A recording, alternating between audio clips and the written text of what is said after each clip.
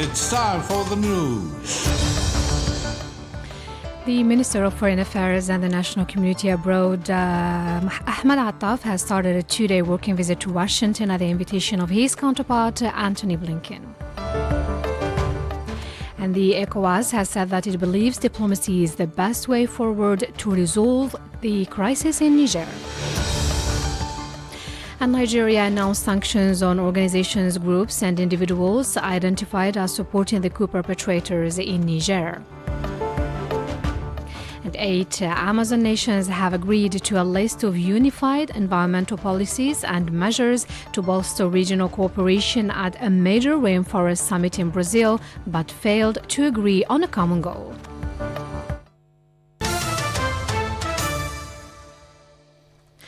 And those were the major developments. Now the full news edition. Good afternoon. The Minister of Foreign Affairs and the National Community Abroad, Ahmed Attaf, has begun a two-day working visit to Washington. This visit, which comes at the invitation of his U.S. counterpart, Antony Blinken, is part of efforts to strengthen economic cooperation and intensify political dialogue between Algeria and the United States, in line with the aspirations of both parties to build a strategic partnership that will help honor their shared commitment to spreading security and stability at regional and international levels, the ministry said. During his visit, Ahmed Attaf will meet U.S. Secretary of State Antony Blinken, as well as senior officials from the U.S. State Department and the National Security Council. The minister will also have meetings with American economic operators and representatives of the national community settled in the United States.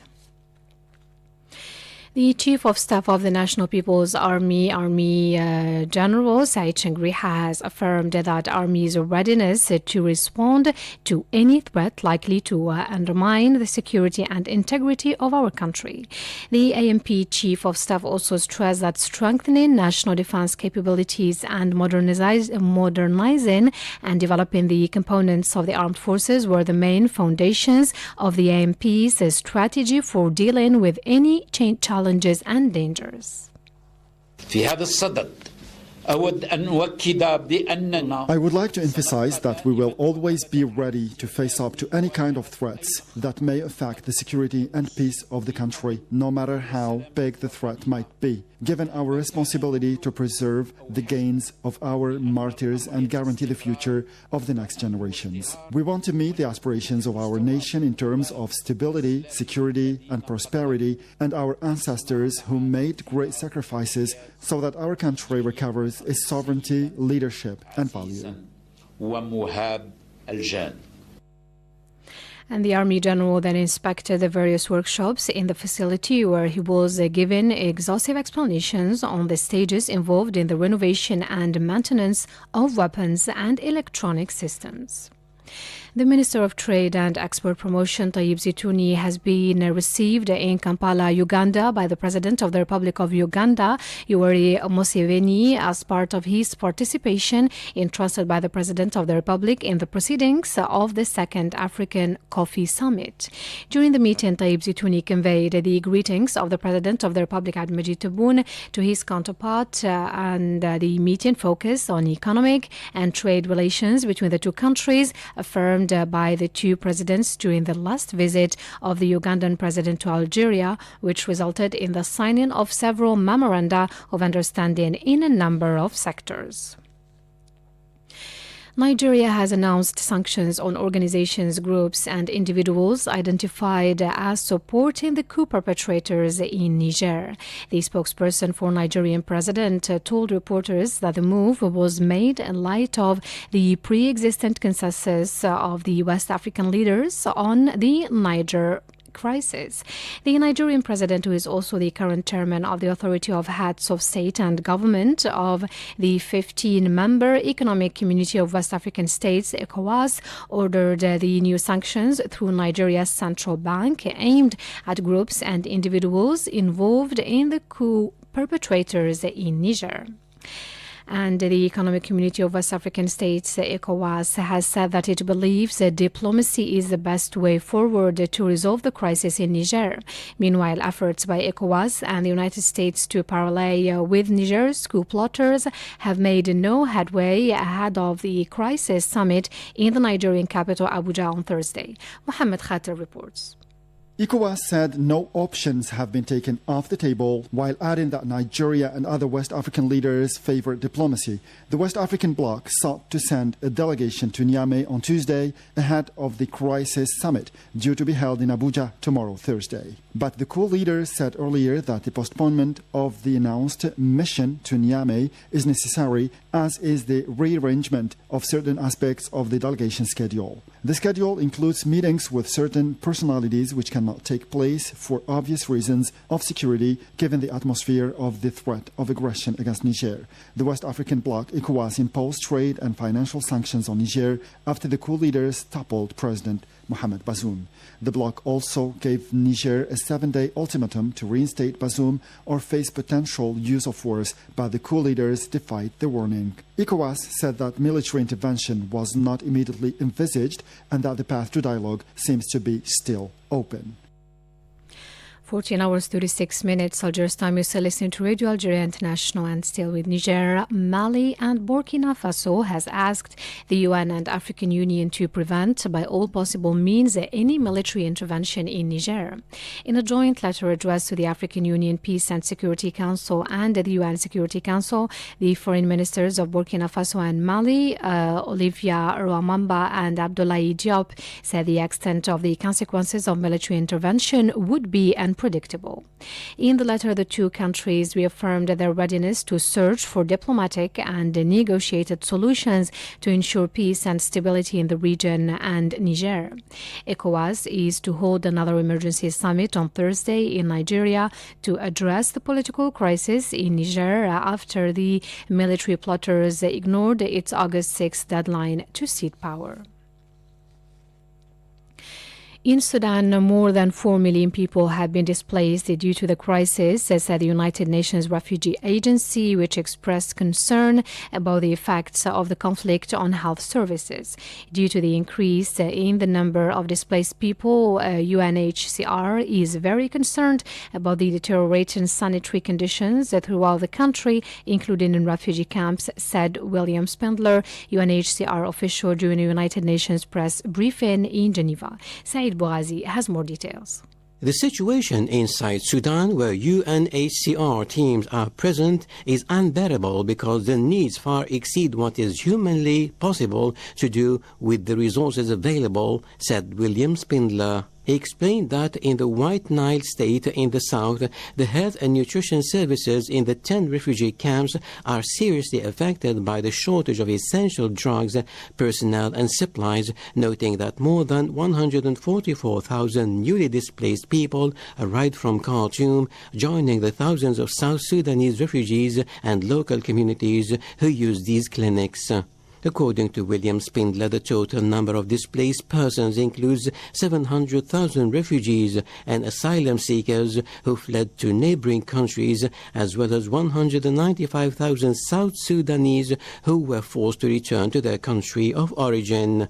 He added that Sudan has more than 3 million people who were displaced within the country. Many families have been on the move for weeks with very little food or medication, which explains the increased levels of malnutrition, epidemics and related deaths, he said. He pointed out that more than 300 deaths, mainly among children of under 5 years of age, were caused by measles and malnutrition between May 15th and July 17th. The lack of essential medicines, staff and basic necessities is seriously hampering health and nutrition services, he said, warning of serious cases of cholera and malaria which could be caused by flooding in the coming months. Let's note that the fighting between the army and paramilitaries in Sudan over the last 4 months has left behind thousands of decomposing corpses, raising fears of epidemics in this poor East African country, the NGO Save the Children has warned. Thousands of corpses are decomposing in the streets of Khartoum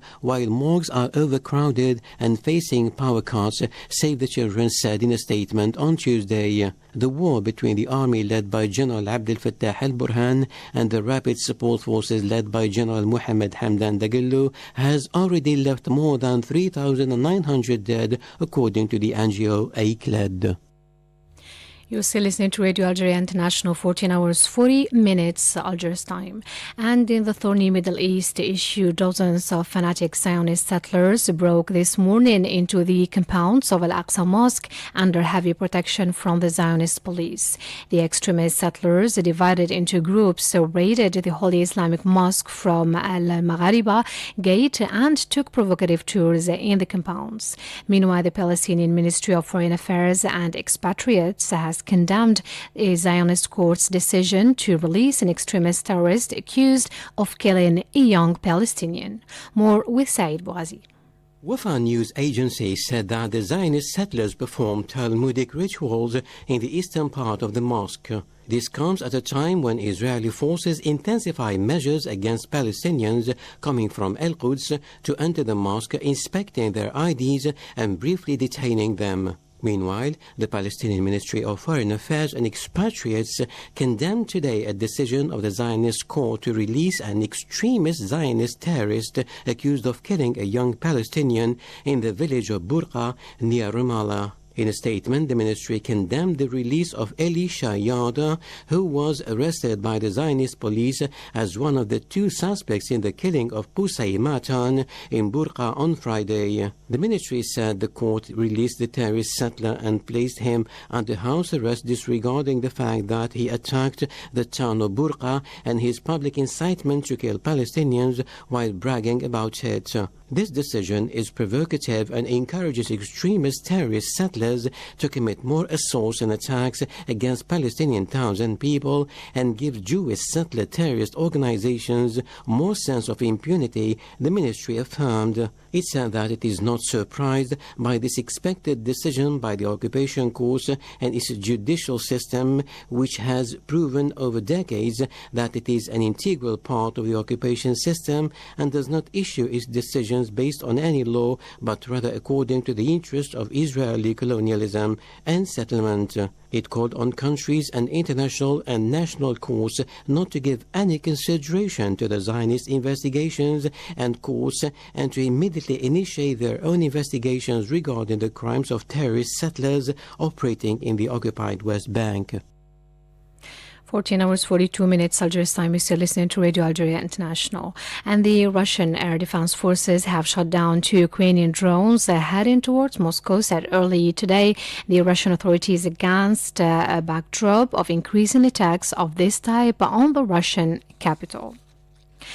And 8 Amazon nations have agreed to a list of unified environmental policies and measures to bolster regional cooperation at a major rainforest summit in Brazil, but failed to agree on a common goal for ending deforestation. Mohamed Khatil has more.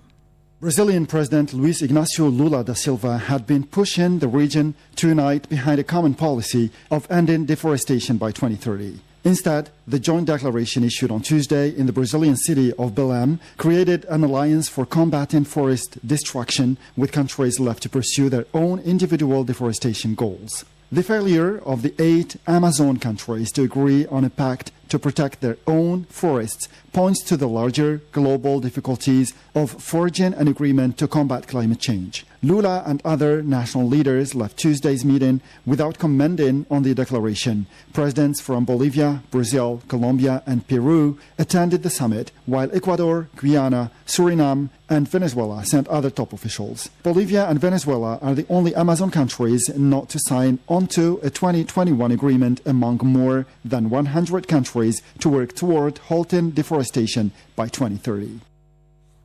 You're still listening to Radio Algeria International, and time now for the headlines. The Minister of Foreign Affairs and the National Community Abroad, Ahmad Attaf, has started a 2-day working visit to Washington at the invitation of his counterpart, Antony Blinken. The ECOWAS has said that it believes diplomacy is the best way forward to resolve the crisis in Niger. And Nigeria announced sanctions on organizations, groups, and individuals identified as supporting the coup perpetrators in Niger. 8 Amazon nations have agreed to a list of unified environmental policies and measures to bolster regional cooperation at a major rainforest summit in Brazil, but failed to agree on a common goal for ending deforestation. 14 hours 45 minutes Algeria's time. You're still listening to Radio Algeria International, and that's it for our news bulletin. I invite you now to listen to a cultural program presented by Jamal Salmani.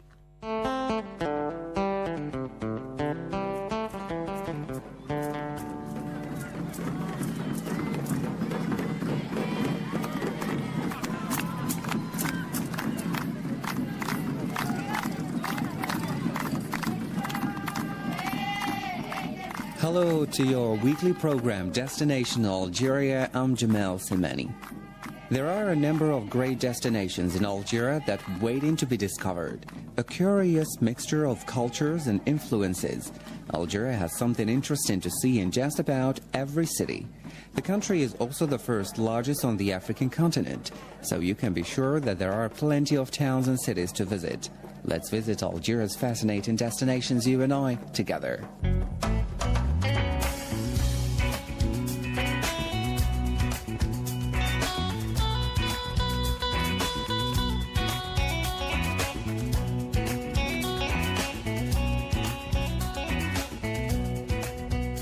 Amsel is a small town situated just south of Tamanrasset province. Tamanrasset, or Tamanrasset, is a province in southern Algeria, in the Ahagar Mountains. Tamanrasset is the chief city of the Algerian Tuareg.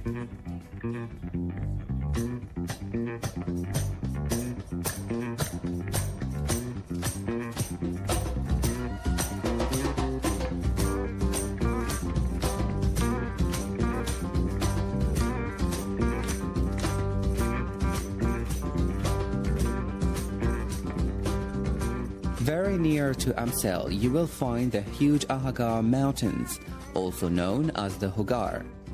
They are situated in the middle of the Sahara Desert in the southern part of Algeria.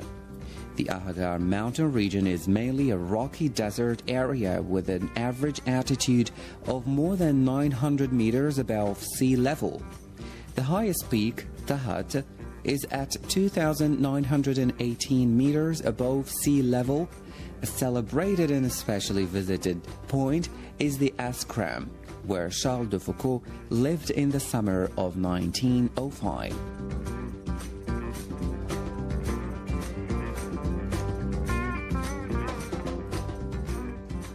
Amsel is a lovely destination for a day trip, and it is a wonderful retreat during the busy summer months. The town has a great reservoir, and swimming is allowed. The water of the reservoir is clean and clear and usually has a nice cool temperature. Amsel itself is very much a stranded town with very few attractions to see, but it's worthwhile to stroll around the shops for a bit of relaxation and bargain hunting. As long as you keep in mind that Amsel is a small village situated right in the middle of the Sahara Desert, you'll be fine.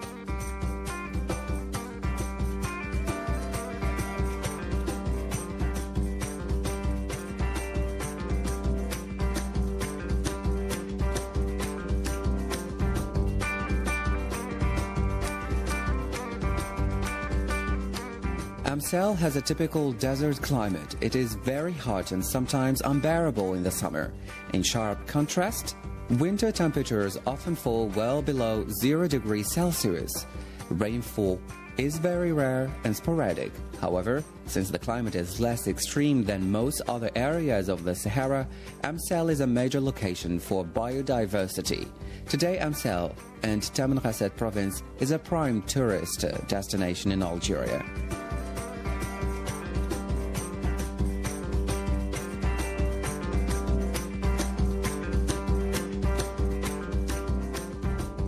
In the first part of our program, I mentioned the name Charles de Foucault. In the second part, we will tell you more about him with Mohamed Barazwan.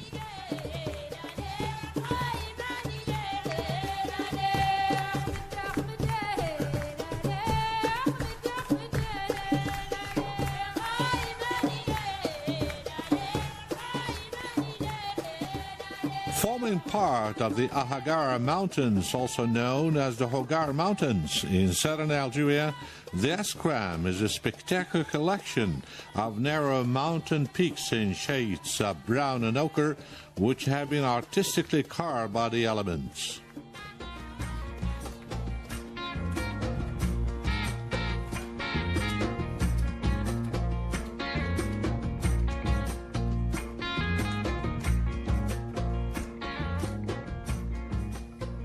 This geological wonder attracts visitors from far and wide, who are awestruck by its natural beauty. The Askram is also renowned for being the site of the hermitage of Charles de Foucauld, which is now the retreat of Little Brothers of Jesus, who continue the humanitarian work he started back in 1910.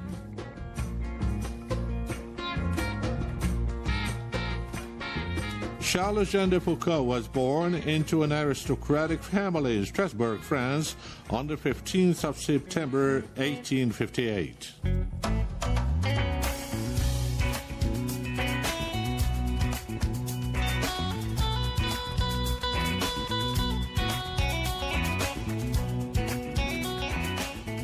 He became a Trappist monk in 1890, left Morocco in 1897, and traveled to Algeria to live a life of ascetic solitude.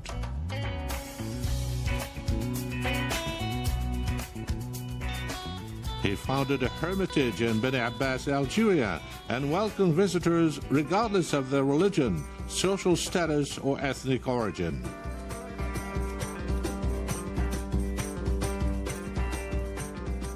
Later on, Charles de Foucauld moved to Tamanrasset in southern Algeria to be with the Tuareg people.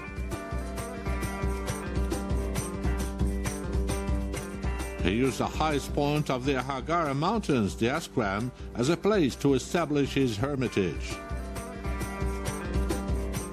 He associated closely with the Tuareg for a period of more than 10 years, during which time he studied their cultural traditions and worked on a dictionary and the grammar of the Tuareg language.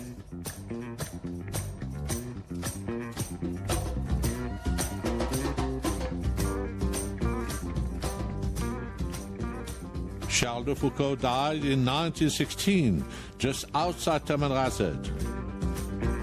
The dictionary was published in 4 volumes after his death, with rich and accurate descriptions. Charles de Foucauld was considered to be a martyr of the Catholic Church and was beatified by Pope Benedict XVI on the 13th of November 2005. Visitors to the Askram will not fail to agree with Charles de Foucauld, whose words are inscribed in a book of his writings at the Hermitage. Quote, "The beauty of the view defies description or even imagination. It is marvelous." Unquote.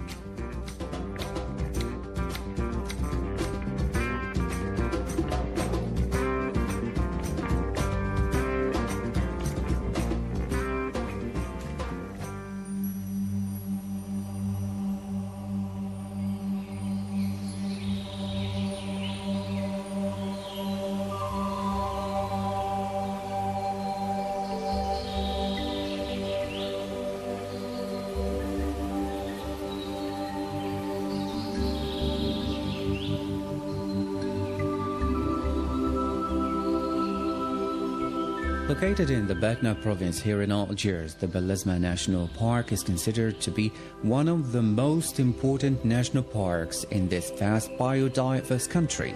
Created in 1984 and covering an area of more than 262 square kilometers, the climate in Belezma National Park ranges from a dry semi-arid climate to a cool sub-humid climate, creating a variety of habitats for an even greater variety of wildlife.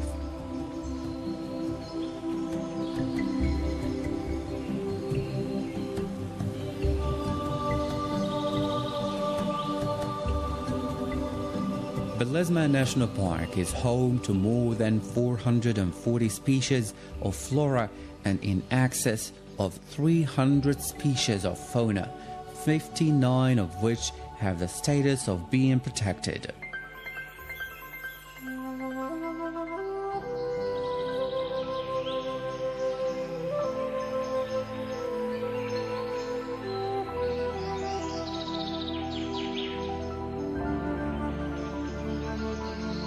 The Cuvier's gazelle, for example, is one of the protected species in the Belezma National Park.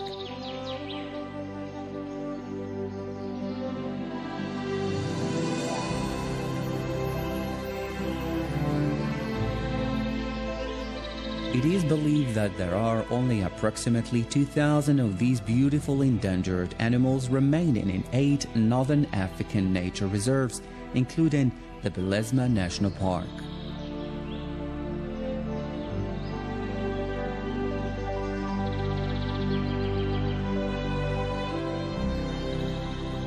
The Dorcas gazelle is particularly suited to life in desert conditions. Although they enjoy a drink of water when they can get it, these graceful animals are able to survive their entire lives without drinking water by getting all the moisture they need from the plants they eat.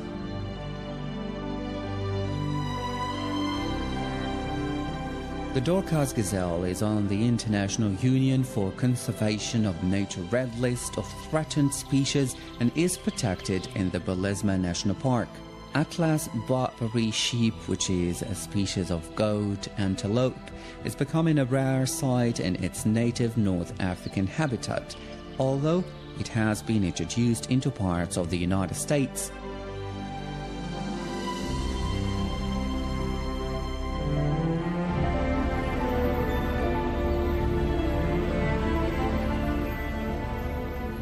Visitors to the Belezma National Park may spot one of these elusive, solitary animals as they graze among any available plants in the semi-arid areas of the park. As rock dwellers, these sure-footed sheep find food and water in places which other grazing animals cannot reach, and this increases their ability to survive in seemingly inhospitable conditions.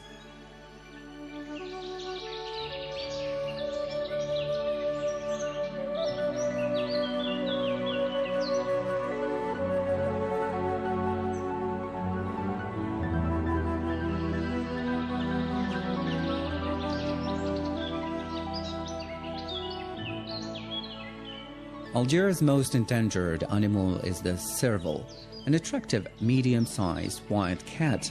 This slender, long-legged feline generally has bold dark spots on tawny-colored fur, although variations do occur. The preferred habitat of a serval is the savanna, with a readily available water supply. Although the serval is a master of camouflage, visitors to the Belezma National Park stand a good chance of seeing this increasingly rare animal. With more than 300 species of animals resident in the Belezma National Park, even if visitors don't manage to catch sight of the more elusive and rare species, there is still plenty to see in this beautiful part of Algeria.